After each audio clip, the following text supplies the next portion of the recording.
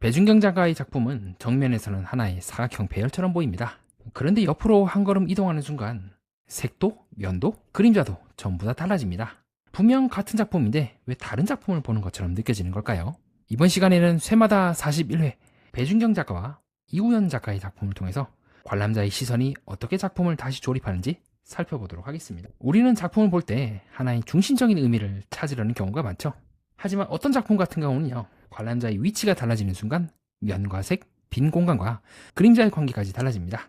쇠마다 전시에 출품된 배준경 작가와 이우연 작가의 작품은 각기 다른 방식으로 하나의 형태가 어떻게 다시 구성될 수 있는지를 보여줍니다. 실제로 이 배준경 작가의 작품을 현실상에서 보게 되면 이와 같은 작품을 볼 수가 있습니다. 이 배준경 작가의 작품은 분명히 스퀘어입니다. 스퀘어라는 뜻은 이제 정사각형이라는 의미도 있죠. 배준경 작가님은 이 작품의 취지에 대해서 다음과 같이 말씀하십니다. 철에 적동을 용접하거나 적동에 철을 용접하고 그리고 철을 녹이는 행위를 구조적으로 배치하였다. 그래서 서로 다른 금속은 다양한 표면을 만들고 나는 그 흔적과 변화를 남겨두고자 했다라고 말입니다. 그런 측면에서 본다면 이 작품의 스퀘어는 여러 가지 의미를 갖고 있습니다.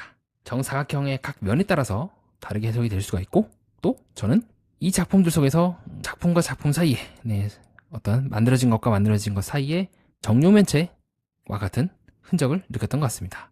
제목은 평면적인 사각형을 가리키지만 동시에 각각의 금속 조각들은요, 벽에서 접혀서 돌출되어 있죠.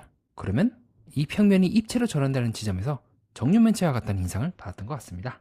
두 번째로는 작품과 작품 사이에 이 빈 공간들도 무언가를 우리가 상상해 볼 수가 있겠죠.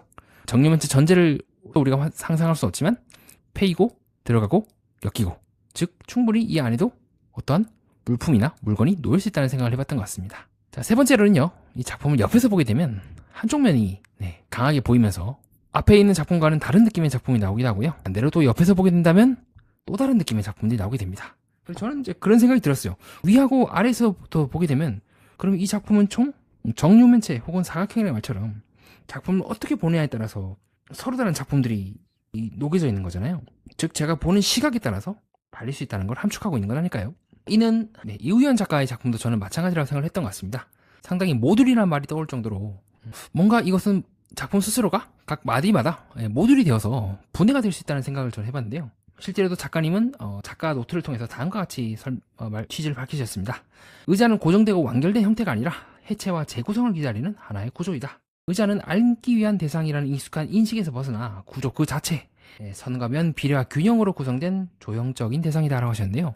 저는 작가님의 사유와 작품에 보면서 다음과 같은 상상을 해봤던 것 같습니다. 의자의 축을 분절하고 재배치함으로써 의자에 대해서 새롭게 사유하신 것이 이제 작가님의 의도라면요. 그렇다면 이 형태나 쓰임 자체가 다른 쓰임으로도 확장될 수도 있지 않을까요? 의자에서 책상이 될 수도 있는 등 그러한 상상의 날개를 펼쳐봤던 것 같습니다. 아니면 뒤집어서 다른 데 연결할 수도 있기도 하고요.